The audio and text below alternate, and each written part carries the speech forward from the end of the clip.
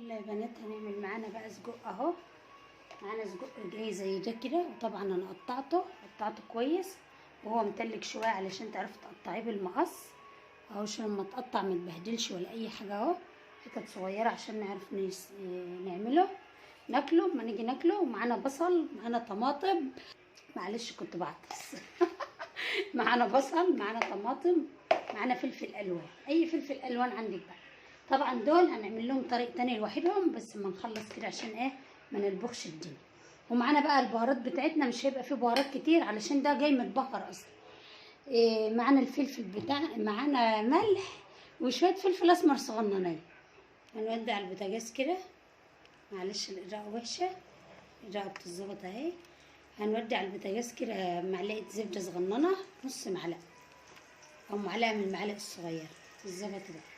ومعانا شويه زيت صغيرين، معلقتين زيت. وهنطش بقى الزقوق بتاعنا ده علشان ايه ياخد تشويحه كده حلو.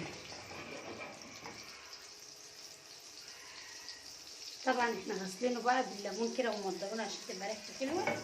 وده ايه الطشه بتاعتنا.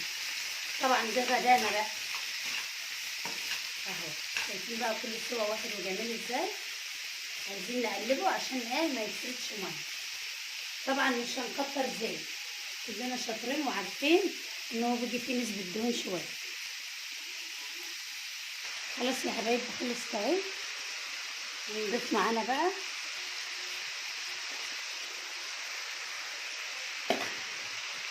البصل، الطماطم.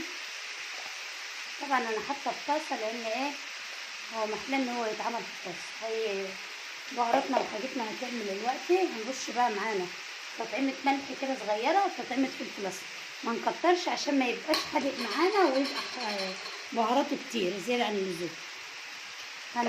فص التوم ده برده هنبشره كده اهو، فص واحد بس كده تمام. رشه جنزبيل حلوه كده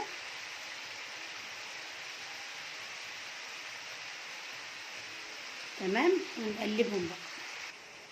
هنمسك بقى البتنجانتين بتوعنا ده كده ونعملهم كده، نلينهم كده ايه عشان نقول لكم هنعمل فيهم ايه. عايزينها يعني ايه تطرى من جوه كده وزي اللي تفضل كده. اعملها بايدك، تعملها كده زي ما تعمليها.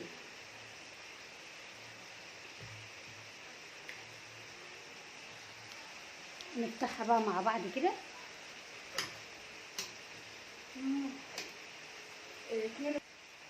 هنفتحها بقى معانا كده اهو.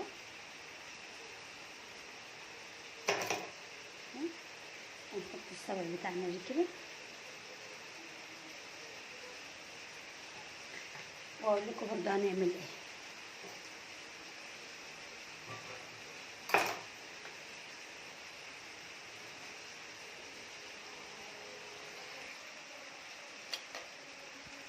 نحط شويه زيت،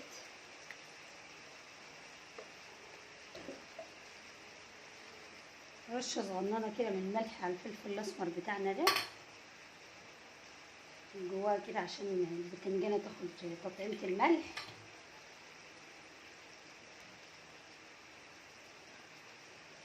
وهنشوف هنحط ايه مع بعض.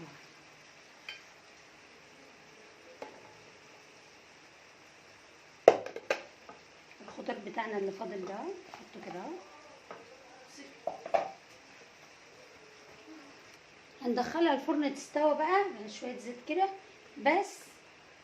اما تطلع بعد ما تستوي هنرش عليها لسه حاجات كده جبن وحاجات.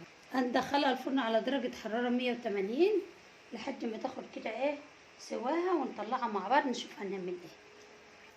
الخطوه الاخيره بقى، معلش الاضاءه جايه من الشباك الشمس فطبعا مغيره لون الاضاءه يعني. هنحط بقى جبنه موتزاريلا كده اهو، انا جايباها من الفريزر بس مطلعاها من شويه على وشها كده اهو. وما تطلع بقى نشوف هنعمل فيها ايه.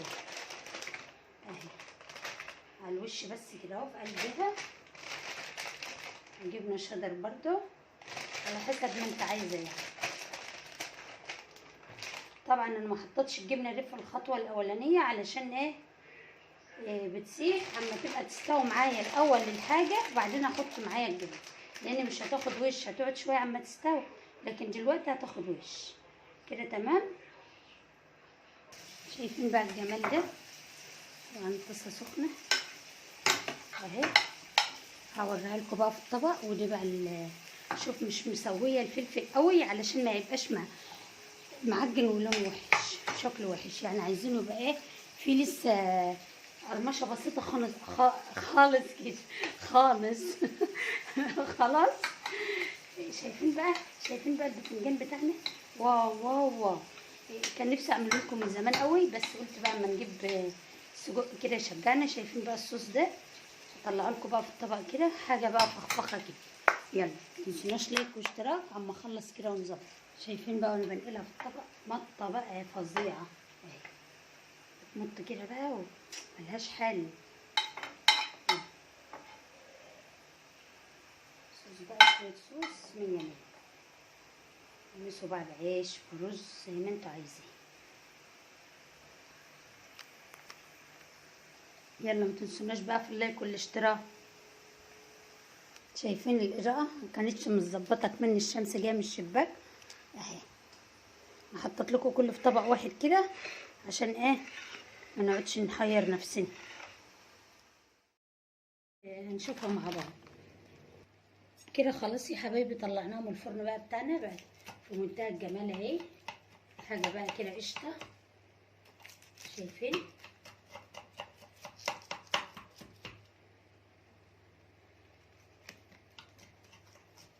عايزه تحمرها عن كده شويه حمري، بس هي كده معقوله ما شاء الله.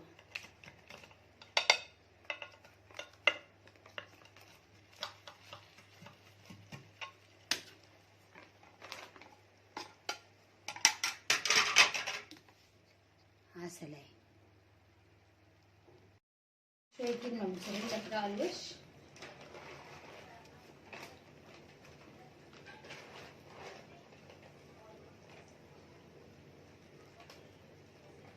مش هكتر بس كده، ما تحمر بقى وتنشف خالص هنشوفها مع بعض.